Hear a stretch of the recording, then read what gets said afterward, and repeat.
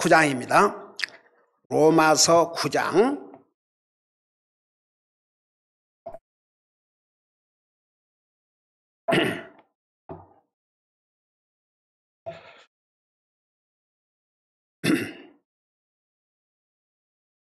우리 14절부터 15절 두 절을 우리 같이 읽겠습니다.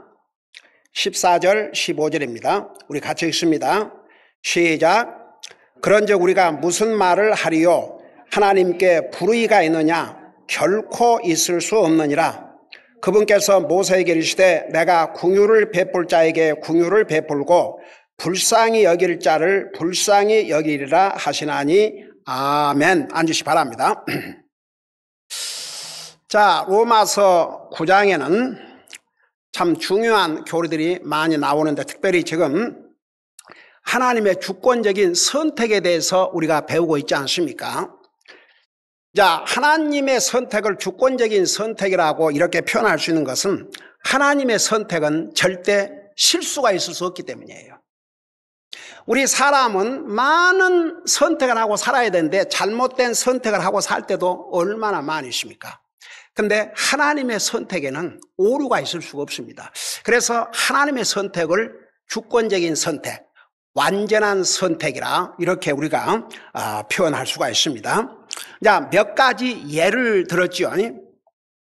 우리가 이제 인류의 역사, 성경 역사 이렇게 보면은 항상 장자, 첫 아들이 아버지의 대를 이렇게 이었지 않습니까? 근데 그 아브람의 이제 아들들 중에서는 분명히 순서는 이스마엘이 장자예요. 이스마엘이 큰 아들이에요. 뭐 어떻든 간에. 그리고 이삭은 둘째 아들로 태어났고, 그럼에도 불구하고 하나님께서 보세요. 아브람이 나는 이삭을 나의 장자로 해가겠다. 그런 얘기 한 적이 없어요. 오죽하면 자식이 없을 때는 아브람이 누구를 자기를 이어갈 후계자로 하겠다고 그랬어요. 자식이 전혀 없을 때, 이스마엘도 없고 이삭도 없을 때.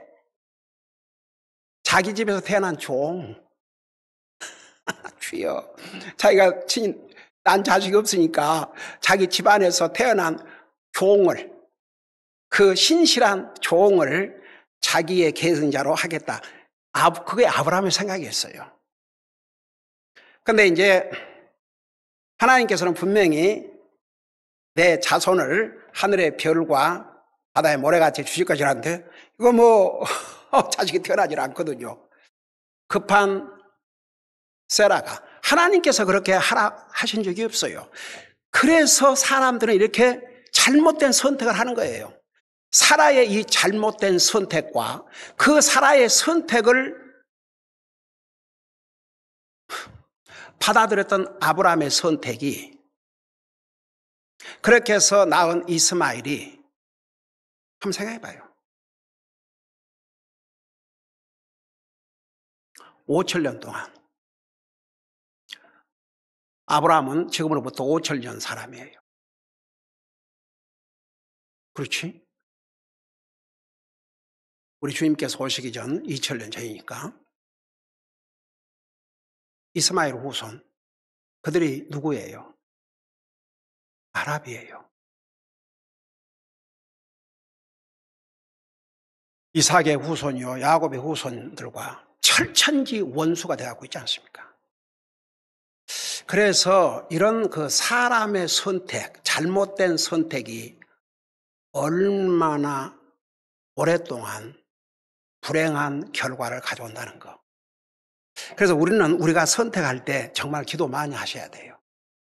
기도 많이 하고 정말 하나님 앞에서 하나님께서 원하신 바른 선택을 하게 해 주시옵소서. 근데 이제 보세요. 우리 결과를 자랑하고 있지 않습니까? 하나님께서 이삭을 택하셨어요. 아브라함이 택한 게 아니에요.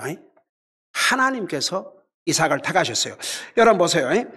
우리 하나님께서 7절에 또한 그들이 아브라함의 씨라고 해서 다 아이는 아니기 때문이라 오직 이삭 안에서 내 씨가 부름을 받으리라 하셨으니 9절에 그 까닭은 약속의 말씀, 하나님의 약속의 말씀을 가리켜요. 이것이기 때문이라. 곧 이때에 내가 우리 사라에게 한 아들이 있으리라. 그래서 사라와 아브라함을 통해서 낳은 아들이 이삭이에요. 하나님이 택하셨어요. 그 다음에 이제, 그러니까 이게 하나님의 주권적인 선택이에요. 그 다음에 이제 그 이삭의 아들, 또 큰아들이 있고, 이제 그 둘째가 있었는데, 쌍둥이로 태어났지만, 어디까지나, 누가 장자였어요? 에서였어요. 그 에사가 이삭의 그 계승자가 돼야지요. 근데, 하나님께서 그것도 이삭이 그렇게 택한 게 아니에요. 하나님께서 택하셨어요. 누구를? 이스마엘이 아니고 야곱을. 하나님의 선택이에요. 에서가, 근데 내가 뭐라 했어? 에서가 아니고 야곱, 그 다음에 이스마엘이 아니고 이삭, 이스마엘이 아니고 이삭, 에서가 아니고 야곱. 이게 하나님의 선택이었지 아브라함의 선택이나 이삭의 선택이 아니었다는 얘기입니다.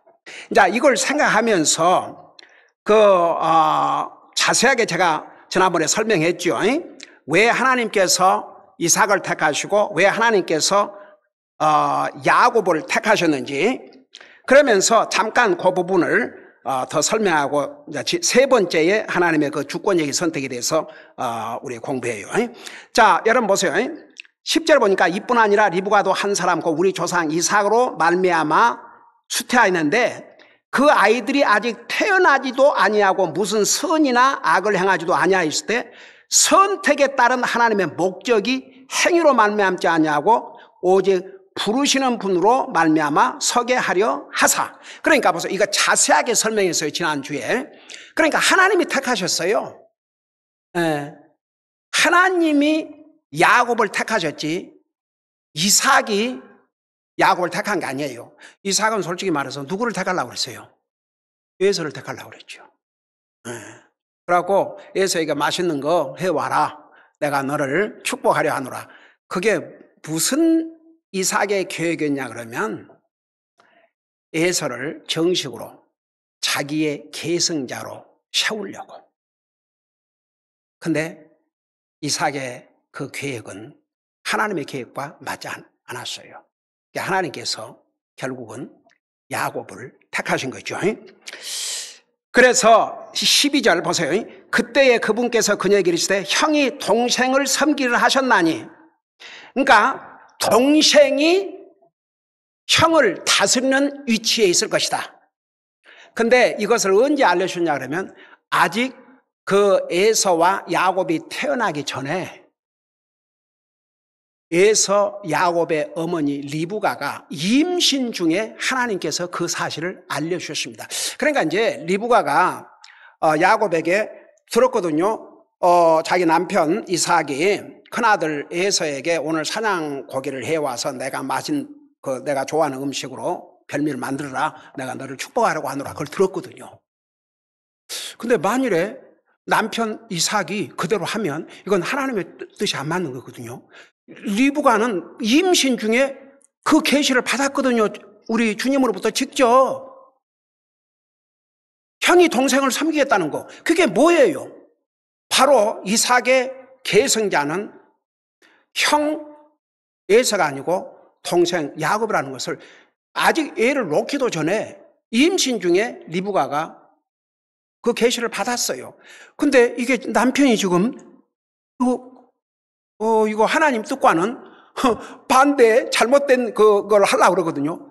그러니까 그런 방법으로 다 해서 그렇게 형 옷을 입혀가지고 가서 하나님의 그 계획대로 야곱이 계승자가 되는 복을 받도록 그렇게 했지 않습니까? 물론 그 일로 인해서 성경에 보면 주여 아버지는 큰아들 사랑하고 엄마는 둘째 아들 사랑하고 이게 똑같이 사랑해야죠. 똑같이. 네. 이게 자식 편에는요 절대 옳지 않습니다. 좋지 않습니다. 똑같이 사랑해야 돼. 똑같이. 네. 근데 이제 어떻든 간에 그래가지고 그 이분은 나중에 리브가 그 부가 들어가니까 리브가 잘 듣고 결국 리브가가 그 야곱을 그토록 사랑했는데 죽기 전에 야곱 보았어요? 못 봤어요? 못 봤어요. 20년 동안 자기 삼촌 집에서 야곱은 종살이 했고, 그러니까 바로 리브가의 오빠죠.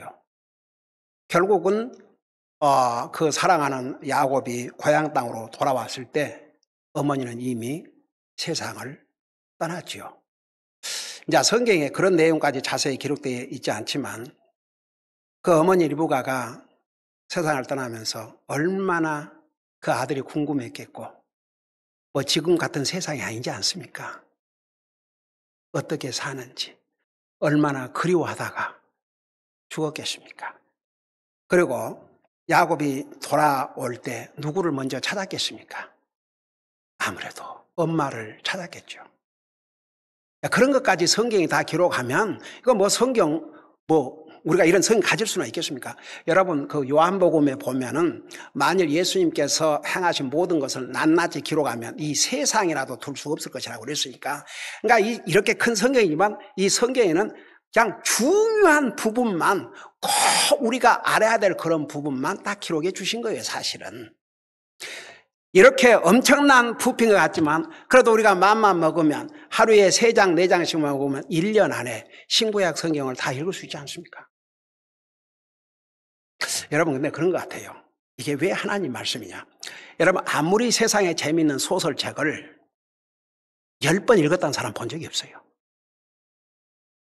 그 옛날에 영국에 써가지고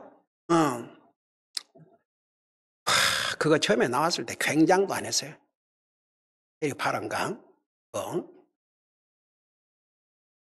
그거 3번 4번 읽었다는 사람 못 들어봤어요. 네. 내가 옛날에 우리 봉균이 내 조카 집 방문했는데 그때 우리 애들이 하도 열심히 책을 읽고 있어서 그게 뭐야 그러니까 그 얘기를 하더라고요. 근데 보세요. 성경책은 읽으면 읽을수록 실증이 난 게 아니고 그거 다 아는 얘기인데 그런 마음이 들어요, 안 들어요? 읽으면 읽을수록 주여, 이전에 바로 그 전에 읽을 때 또 몰랐던 것을 새로운 것을 또 깨닫게 되고 새로운 걸 또 깨닫게 되고 또 하나님의 말씀으로 블레싱이 되고 감동이 되고, 이게 바로 하나님의 말씀이라는 증거예요. 세상에 이런 책이 어디가 있습니까? 네.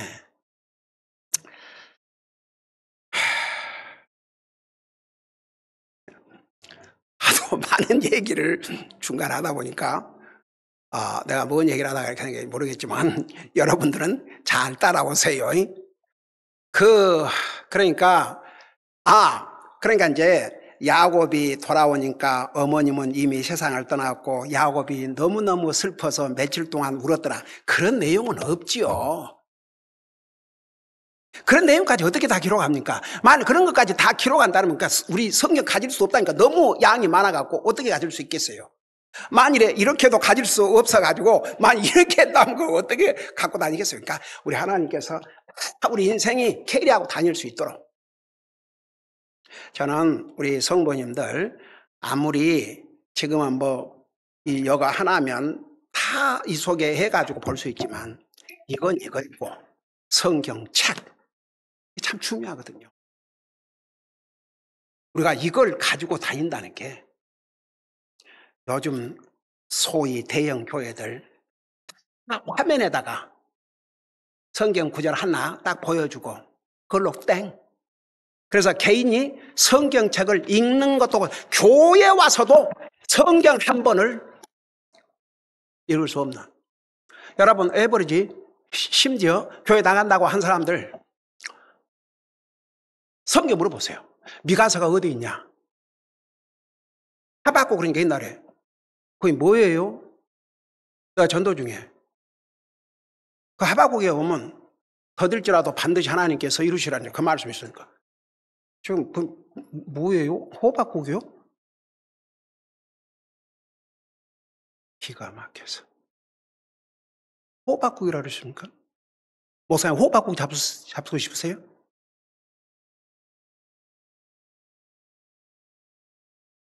수준들이요. 글쎄 그 구원받은 하나님의 자녀들이 교회를 안 나간다면 이건 심각한 문제고 something wrong이지만 반대로 교회만 나간다고 해서 다 하늘나라 가는 게 아니거든요. 다 구원받은 게 아니거든요. 그리고 하나님의 말씀의 깊이를 그 깊이가 뭔지조차도 모르는 그런 사람들이 얼마나 많은지 몰라요. 여러분 디모데전서 2장 4절에 하나님은 모든 사람이 구원을 받으며 그러니까 이제 거기에서 소위 장로에서 말하는 애정론이라는 게 거기는 하나님이 선택한 몇 사람 소수의 사람 구원받는다. 이런 불공평한 하나님 어디 있습니까? 그리고 우리 요한복음 1장 29절에 세상 죄를 제거하시는 하나님의 어린 양을 보라. 우리 예수님께서 이 땅에 오셔서 하나님이 선택한 몇 사람을 구원하기 위해서 생명을 주신 게 아니고 인류의 죄를 위해서. 그러면서 동시에 그러면 자동적으로 모든 사람이 구원을 받는 게 아니라 개인적으로 그 주님이 나의 죄를 위해서 죽으셨다는 거, 부활하셨다는 거, 살아계시고 다시 오심을 믿음으로 내 죄를 용서받는 거예요. 그러니까 예수님께서 우리 인생을 구원하기 위해서 자기 생명을 주셨다고 해서 모든 사람들이 자동적으로 구원받는 게 아니에요. 본인이 개인적으로 믿어야지 용서를 받지요. 그러니까 이제 많은 사람들이 그냥 교회에 한번 갔다 오면 아주 자기 할 일 다 했다고 생각하고 자기 위안은 되겠지요. 근데 그게 믿음 생활이 아니에요. 그게 구원받은 하나님의 자녀의 모습이 아닙니다. 매일 삶 속에서 하나님과의 관계를 계속 유지하고 살아가야 돼요. 여러분 보세요. 그래서 제가 이제 한동안은 몇 년이 뭐예요? 몇십 년을 그냥 주보에다가 그 구원받은 하나님의 자녀로서 해야 될 기본적인 5가지. 지금은 주보에서 다 뺐어요. 옛날에는 그런 것 때문에 주보 4페이지로 할 수 없으니까 6페이지로 그 해가지고 다 그렇게 했지만 지금은 이제 우리 성도들이 그래도 그 기본적인 것은 잘 하고 있기 때문에 이제 그 주보에는 안 했지만 그러니까 우리가 매일 기도하고 말씀이 있고 이것이 아무것도 아닌 것 같지만 이것이 진짜 중요해요. 이거 소홀히 하는 날에는 우리 영적인 삶이 무너지기 시작하는 거예요. 교회 한번 빠진다고 교회 한번 빠진다는 그게 뭐 대단한 내 영적인 삶의 지장 반드시 되게 돼 있어요. 그러니까 보세요. 우리가 그까짓 거 하나? 그까짓 게 아니에요. 우리 교회가 지금 하고 있는 모든 일, 그리고 제가 주님의 종으로서 여러분의 영혼을 케어하는 목회자로서 제가 여러분들에게 하는 얘기, 여러분들에게 부담 주려고 여러분들을 힘들게 하려고, 여러분 보세요. 우리는 주님 앞에 서야 돼요.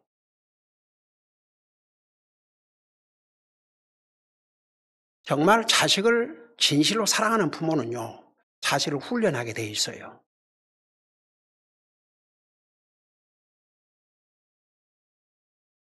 자식을 훈련하지 않는 부모가 해야 될 가장 중요한 일을 안 하는 거죠. 왜 요즘 젊은이들이 엉망인 줄 아세요? 훈련이 없이 자라기 때문에. 요즘 젊은 세대들, 애들, 아이고, 주여.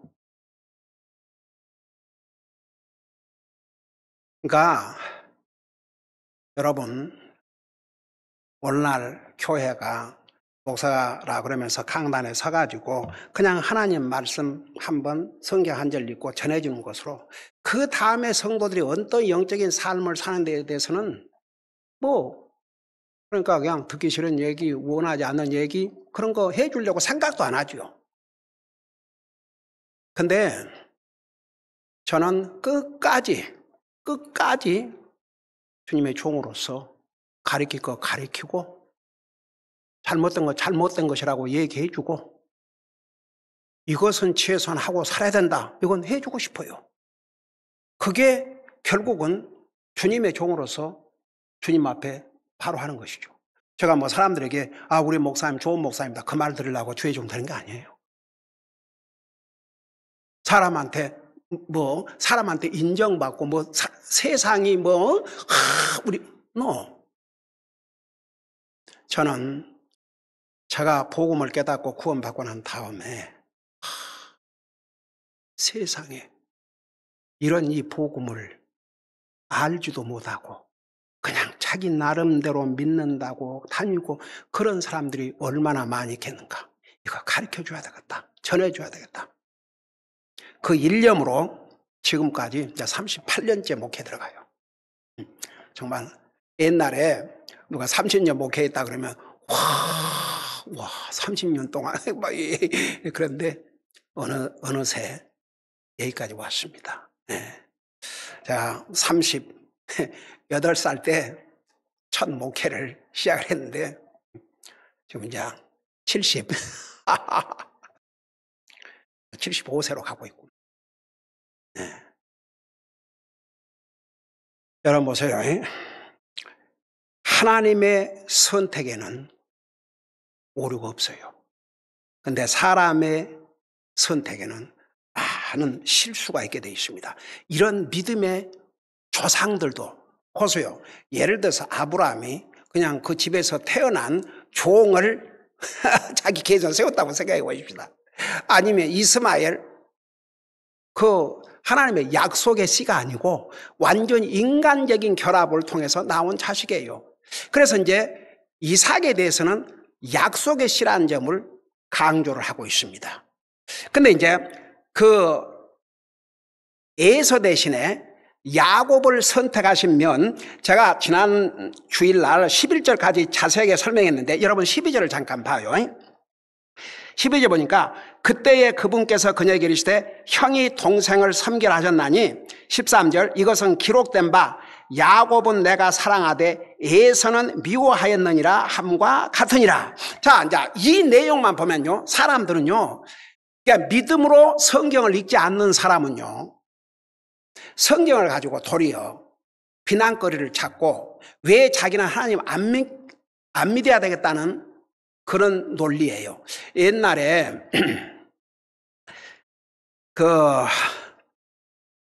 박형제님이라고 그 양반은 한국에서 옛날에 남북이 박정희 대통령 시대에 얼마나 참 언제 전쟁이 발발할지 모르는 그런데 이 양반은 북한을 그러니까 남한의 스파이였죠. 5, 6번을 갔는데 여기 가서 죽는 거의 대부분인데 가서 죽고 이제 정보는 다 보내지만 죽는 게 대부분인데 안 죽고 자꾸 살아오니까 이 양반이 이중 간첩이 아닌가 정부에서 그렇게 생각한 거예요.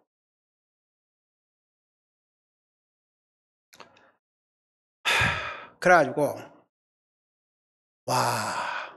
아예 그냥 죽게 만들려고 5번째인가를 살아오니까 그래갖고 잡도 가질 수 없고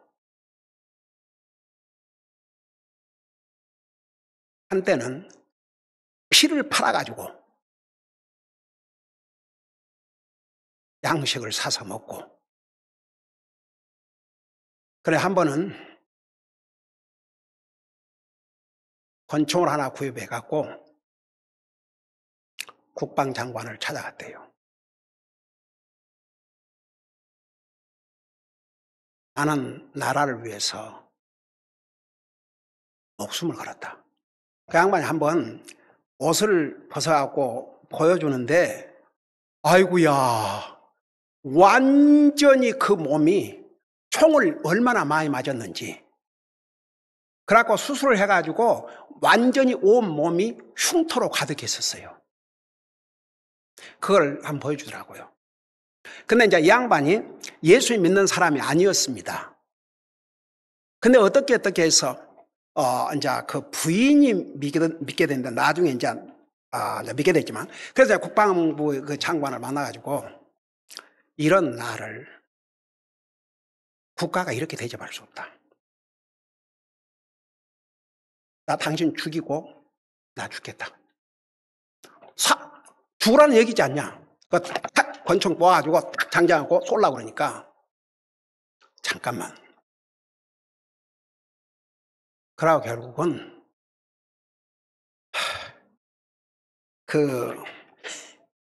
일단은 분노를 가라앉히라고 그렇게 해서 이제 우선 살 수 있는 이런 것을 준비해 주고, 그러면 뭔 사업을 혹시 하고 싶으냐?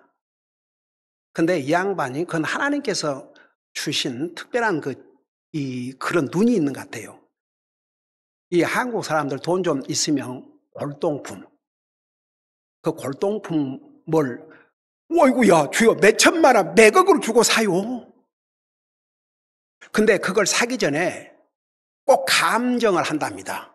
그래서 뭐 일본 같은 경우는 뭐 그런 감정가를 탁 초대해가지고 싹 무릎을 꿇고 이제 그 산 사람이 감정가, 그래서 감정 그 하는 사람이 다 이건 진품이다, 이건 가짜다, 그걸 식별해 준대요. 근데 이분이 그런 재능을 하나님 주셨나 봐요. 그래가지고 이제 그 골동품 장사를 했는데, 이 양반이 이제 외국을 다니면서 외국 가는 이제 예를 들면 이태리 같은 데를 여러 번 갔는데, 그 뒷골목에 가면은 그냥 꼭 한국에서 왜 그냥 잡상인들 뭐 이렇게 파는 거 있지 않아요? 근데 그런 물건 중에서 진품이 있대요. 그 얼마냐 그러면 쉽게 말하면, 제가 이제 정확한 액수는 쉽게 말하면 미국 돈으로 50불인데 자기가 눈을 보니까 그건 50불짜리가 아니라 5,000불짜리, 아니 5천만 불짜리. 그러니까 이 양반이 그래가지고 하여간 세계를 돌아다니면서 그런 걸 이제 진품이니까 일본, 한국 이런 거부들한테 팔아갖고 거부가 됐어요. 거부가. 옛날 그때만 해도 나중에 이제 그 부인이 그 자매님 그런 얘기를 해요. 어떤 때는 밤새 둘이서 돈을 세가지고 항아리에다가 담고 그랬대요. 은행에 갖고 가기가 겁나서. 근데 이제 어느 날 이 부인이 이제 예수 믿고 구원받고 이제 열심히 교회를 다니는데, 도대체 주일이면 어디 가냐고 그러니까 교회에 간다. 그거 뭐 하는 곳이냐고 그러니까 하나님 믿는 곳이라고 그러니까, 이 사람은 그것과는 아주 거리가 먼 사람이었어요. 그리고 어떤 날은 오늘은 가지 말고 나하고 어디 가자고 그러는데 안 된다고 그러대요. 그러니까 이 남자가 이제 어떻게 오해했냐면, 평생을 나밖에 모르고 따라다니는 여자가 누구가 생겼구나, 누구를 만나고 있구나. 그래가지고 한 번은 오늘은 가지 말라고, 분명히 내 명령이 있으니 가지 말라고, 그런데도 교회는 가야 된다고 그러고 갔대요. 그러고 화가 나가지고 집에 돌아오자마자 그 자기 데려 먹이려고 이렇게 해놓은 한약탕 그것을 그대로 집어 던졌더니, 그러니까 사람이 자기도 모르게 딱 방어하잖아요. 그러니까 여가 맞아갖고 뼈가 부러져본 거예요. 그러니까 바로 이렇게 부어오를 더래요. 그리고 그냥 자기 말로 이제 부산을 내려갔대요. 거기서 술을 실컷 먹고 거기서 이제 잘라 그러는데 밤에 잠이 안 오더래요. 그래서 다시 밤기차를 타고 집에를 와 보니까 막 흐느끼면서 우는 소리가 들리는데, 저 아파서 우는 거, 왜 병원은 안 가고 저렇게 울고 있나 그랬더니, 하나님 아버지 내 남편을 구원해 주세요. 자기 남편을 위해서 기도를 그렇게 하더랍니다. 근데 이제 그 자매님이 기도 부탁을 해갖고 온 교회가 그분을 위해서 열심히 기도를 하는데, 그렇게 해서 이제 한 번만 나하고 함께 교회를 가자. 그래갖고 이제 어느 날 드디어 이 양반이 교회를 갔어요. 그래서 온 교회가 이제 기뻐하고 위에서 기도하고 그러는데, 그 전날, 그러니까 그 골동품 또 해가지고 돈을 많이 벌어왔어요. 그래갖고 이제 그거 밤새 둘이 계산해서 이제, 그 항아리 속에다 넣고, 그리고 이제, 헌금을 챙겨갖고 갔답니다. 그러니까 꼭 절에 가면 부주하듯이 그렇게 이제 생각을 한 거예요, 이 사람이 이제.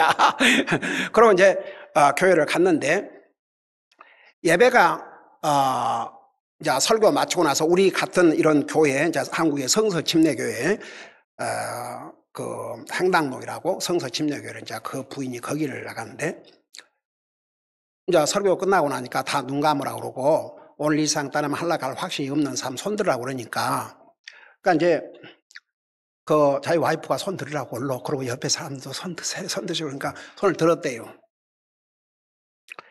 그러니까 그 이제 우리 교회에서 지금은 이제 다 구원받고 그 사람들이 있으니까 이제 안 하지만, 우리도 처음에 다 그렇게 했어요. 미국 교회도 그렇게 하고 있고, 이제 새로운 사람이 방문하거나 그러면 반드시 하죠.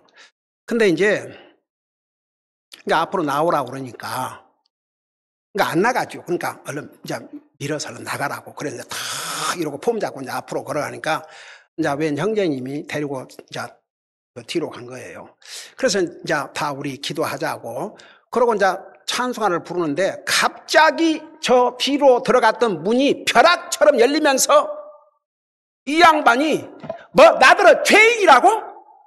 그 세상에 성도를 예배 드리고 있는 그 장소에서, 그래도 거기 뭐 1000명이 가까우던가 성도들, 많은 성도들이 모인 것이요. 조국을 위해서 목숨을 건 나에게 죄인이라고? 내가 죄인이라면 너희들은 뭐냐? 기분 나쁘게 말이요. 교회라고 오니까 나더러 한 말이 죄인이라고? 오늘 그래도 내가 이렇게 교회 뭐 이렇게 온다고 내가 돈도 좀 가져와서 했는데, 그러고는 이제 뛰쳐나가 버린 것이요. 근데 보세요.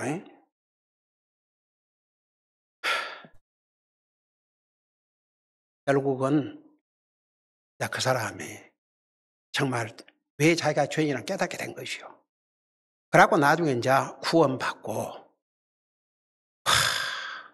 이 사람이 얼마나 많은 사람을 전도를 하는지. 그동안에 그 골동품 판 사람들 있잖아요. 골동품. 그 사람 다 부자들, 뭐 의사, 박사 뭐 내놓으라 하는 기업가들, 이런 사람들. 그 사람들이 찾아가서 정신과 의사한테 가서는, 당신은 두뇌를 이렇게 치료하는 사람이고 하는데, 당신은 뭐 가장 우리 인간의 몸에 중요한 게 두뇌인데 그걸 치료하는 의사니까 당신 참 대단한 사람 아니냐. 그럼 그 두뇌도 만들 수 있느냐, 그렇게 물었대요. 그러니까 그 의사가, 아무리 내가 브레인 의사지만 그걸 어떻게 사람이 내가 만드냐. 그러면 그건 누가 만들었냐 그러니까, 이 의사도 대답을 못하는 거죠. 그러다가 원숭이가 진화돼 사람 됐으니까 원숭이 할 수 있습니까? 그러니까 딱 말이 맞거든요. 그건 누가 만들었냐? 바로 뭐 그 양반이 신박사라고, 신박사님이 그렇게 아주 자부심을 갖고, 나는 신체 중에서 가장 중요한 사람, 브레인을 치료하는 사람인데, 바로 그 두뇌를 만드신 분이 하나님이시다. 그러니까 결국은 그 양반이 주님을 영접하고 구원받고 나서 또 신실한 크리스천이 됐는데, 이 사람은 자기를 보는 환자들마다, 환자를 대하면 내가 브레인을 치료하는 의사지만 내가 브레인을 만들 수 없다. 그 브레인을 만든 사람은 하나님이다. 그러니까 이 사람, 우리 이제 나중에는 이제 주 안에서 형제 됐지만 이 박형제님이 지금은 이제 80이 훨씬 넘었어요. 이분이 그러니까 보통 사람은 전도할 수 없는 사람들을 대상으로 얼마나 많은 사람들을 인도했는지 몰라요. 그러고 이제 이 양반이 내가 목회 시작할 그 무렵에 이제 미국에도 자주 와요. 미국에도 자주 와서 뭐 이런 골동품 사기도 하고 또 팔기도 하고 뭐 이제 이런 일 한 번씩 오면 몇 개월씩 있는데 이제 우리 교회가 있다는 걸 알게 됐어요. 그래서 이제 교회 와서는 그때 당시에만 해도 이 사람 하도 돈이 많으니까 아직도 이렇게 머세디스 벤츠 600 그때는 그게 제일 비싼 차였어요. 그걸 타고 다니면서 제가 그 목회 처음에 시작할 때는 거의 매일 집사람하고 하루 종일 하는 일이 문 두드리고 전도하는 일이었어요. 그러니까 이 양반이 아침이면 딱 차로 와요. 목사님 오늘도 제가 모시겠습니다. 그래가지고 가서 같이 전도 방문을 그러니까 한 번씩 이제 머물면 한 6개월, 3개월 그렇게 이제 머물면서 했는데 어떻든 간에 그 양반이 그렇게 참 페이스풀하게 이제 나중에는 주님을 섬기는 귀한 하나님의 사람이 됐는데 자 처음에는 그러고 나중에 이제 그 외아들 한 아들밖에 없는 외아들이 또 신학교를 간다니까 완전히 또 눈이 뒤집어졌어요. 아무리 그러지만 내 외아들 하나 있는데 어떻게 이래가지고 또 이제 또 시험을 받기 시작했어요. 그러니까 이제 화가 나니까 도로 자주 갔던 이태리를 갔다가 그 로마의 멸망, 찬란했던 로마의 멸망을 상징하는 그것보다 뭐라고 그래요? 폼페이? 그러나? 그걸 그대로 로마가 보존하고 있대요. 그 모습을 보면서 도대체 내가 생각했던 성공이라는 게 뭐이고 내 아들이 성공했다는 것이 뭐인가? 저런 찬란한 로마가 멸망했는데 결국은 우리 인류의 구원자이신 예수님의 종으로 주님을 섬기다가 간다면 이보다 더 성공이 어디 있겠는가? 그러고 그 마음을 하나님 앞에 뉘우치고 회개하고 돌아와서 자기 아들을 그 1월달 눈 많이 내리는데 한국도 눈 많이 내리면 길이 어렵잖아요. 그 아들을 싣고 대전에 조그마한 신학교가 있는데 그 신학교를 데리고 갔는데 나중에 그런 간증이래요. 그 눈길도 왜 그렇게 아름다운지 그 조그마한 신학교가 왜 그렇게 아름답고 성스러운지 그냥 거기 가는 학생들을 보면 왜 그렇게 다 사랑스럽고 귀하게 보이는지. 그러니까 저는 아직도 그 형제님이 그 간증하는 그런 내용을 그게 진심이었기 때문에 아주 생생해요. 내가 뭔 얘기다가 얘기를 했어? 분명히 무슨 커넥션이 있었을 텐데. 자, 하여간 그 생각나면 다시 할게요. 요거하고 맞추십시다. 자, 여기 보니까 이것은 기록된 바 야곱은 내가 사랑하되 에서는 미워하였느니라 함과 같으니라. 그러니까 이제 요거 얘기하다 그랬는데 여러분 어떻게 보면 어떻게 하나님께서 이렇게 야곱은 사랑하고 에서를 미워하고 이건 너무 불공평하지 않는가? 그러면 도대체 하나님께서 자기 마음에 어떤 사람은 사랑하고 어떻게 미워한다면 사랑받는 사람은 좋지만 미움을 받는 사람은 이거 얼마나 불공평한 것인가? 그렇게 생각할 수 있어요? 없어요? 그렇죠. 어떻게 하나님께서 똑같이 사랑하시는 게 아니고 하나님께서 야곱은 사랑하시고 에서는 미워하셨다까지 하셨거든요. 그러면 이게 과연 하나님이 어떻게 이렇게 사람을 선별적으로 그 부분만 보면 근데 보세요. 여러분 지금 이제 왜 하나님께서 야곱을 택하시고 에서를 택하지 않으셨고 왜 하나님께서 야곱을 사랑하시고 에서는 미워하셨다는 거 지금은 우리가 이 성경을 다 배웠으니까 이해가 돼서요 안 돼서요? 이해 돼서요 안 돼서요? 한번 보세요. 사람은 몰라요. 일어나지 않는 것을 어떻게 압니까? 근데 하나님은 이미 에서의 마음을 보셨어요, 안 보셨어요? 그 다음에 야곱의 마음을 아셨어요, 모르셨어요? 다 아셨어요. 한번 보세요. 창세기 25장 지난번 읽었잖아요. 에서는 자기가 장자로 태어났음에도 불구하고 그 장자의 위치를 중요하게 여겼어요, 안 여겼어요? 중요하게 여기질 않았어요. 에서는 영적인 것을 전혀 중요하게 여기지 않았습니다. 오직 육신적인 것, 물질적인 것, 육신적인 것, 영적인 것은 그 에서의 마음속에 안중에도 없었어요. 그런데 야곱은 그 장자가 된다는 의미가 무엇인가를 알고 있었습니다. 그는 영적인 것이 그 세상의 어떤 것보다도 더 소중하다는 것을 알았습니다.